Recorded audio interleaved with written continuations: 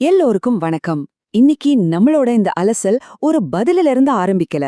அதுக்கு பதிலா ஒரு ரொம்பவே சக்தி வாய்ந்த கேள்வியில இருந்தா ஆரம்பிக்க போகுது. ஏன்னா சில நேரங்கள்ல பாத்தீங்கன்னா பதில்களை விட சரியான கேள்வி கேட்கறது தான் ரொம்ப முக்கியம். இணையத்துல கேட்ட இந்த ஒரு சாதாரண கேள்விதான். ஆனா இதுதான் நம்மளோட இன்னைக்கு முழு பகுப்பாய்வுக்குமே ஆதாரம். பாக்கறதுக்கு இது ஏதோ ஒரு தேடல் மாதிரி தெரியலாம். ஆனா உண்மையில இது அதை விட ரொம்ப ஆழமானது. இது எனக்கு புரியணும்னு கேக்குற ஒரு நேர்மையான, ரொம்ப தெளிவான வேண்டுகோள். உங்களுக்கு இந்த மாதிரி ஃபீல் ஆயிருக்கா? நீங்க எத்தனை பேரு நிதி, இன்சூரன்ஸ் இல்லனா டெக்னாலஜி மாதிரி ரொம்ப சிக்கலான விஷயங்கள பார்த்துட்டு, அடடா யாராவது இது எனக்கு புரியுற மாதிரி சிம்பிளா சொல்ல மாட்டாங்களா அப்படின்னு நினைச்சிருக்கீங்க? அந்த ஒரு குழப்பமான உணர்வு உங்களுக்கு பரிச்சயமா இருக்கா? அப்படி இருந்தா நீங்க ஒன்னும் தனியா இல்ல.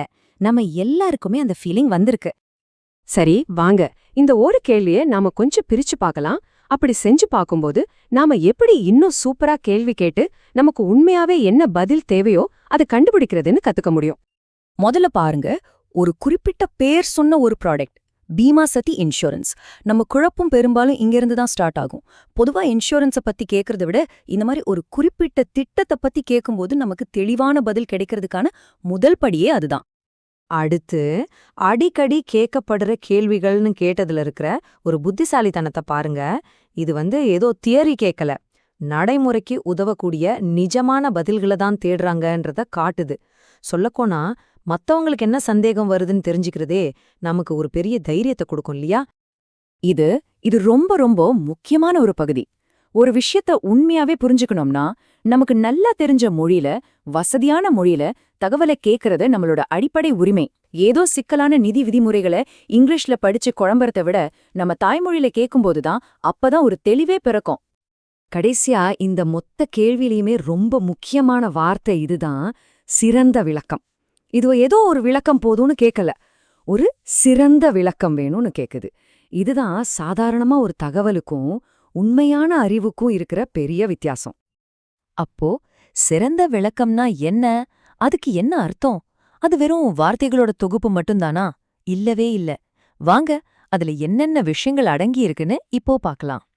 ஒரு சிறந்த விளக்கம்னா அது துல்லியமா இருக்கிறது மட்டும் பத்தாது. அது ரொம்ப சிம்பிளா, தெளிவா, நம்பகத்தன்மையோட இருக்கணும். அது மட்டும் இல்லாம உங்க வாழ்க்கைக்கும் நீங்க எடுக்க போற முடிவுகளுக்கும் நேரடியா சம்பந்தப்பட்டதா இருக்கணும். சுருக்கமா சொன்னா அது வெறும் தகவலை தராம உங்களுக்கு சரியான முடிவை எடுக்கிறதுக்கான அதிகாரத்தை கொடுக்கணும்.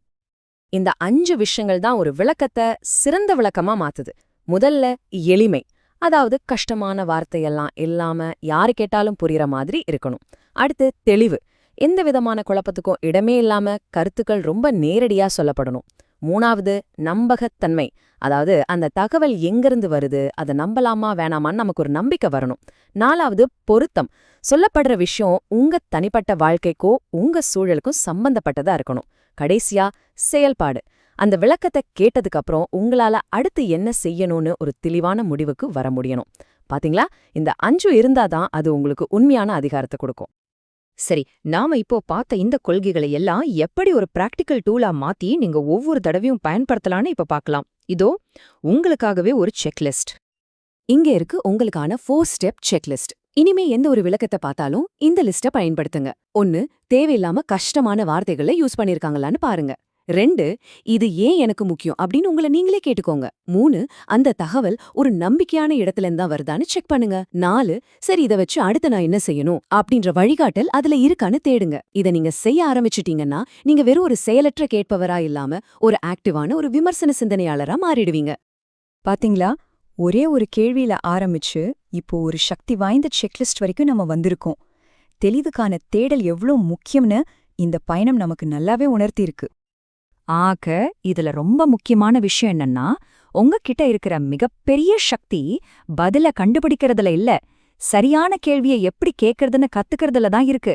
உங்க ஆர்வம் தான் உங்க மிகப்பெரிய சொத்து. அதை சரியா பயன்படுத்துங்க. இப்போ உங்களுக்கான ஒரு கேள்வி. அடுத்த தடவை ரொம்ப சிக்கலான ஒரு விஷயத்த புரிஞ்சுக்க முயற்சி பண்ணும்போது நீங்க என்ன மாதிரியான கேள்விகளை கேட்க போறீங்க? யோசிச்சு பாருங்க. ஏன்னா ஒரு சரியான கேள்வி கண்டிப்பா உங்களை ஒரு சரியான பதிலுக்கு கூட்டிட்டு போகும்.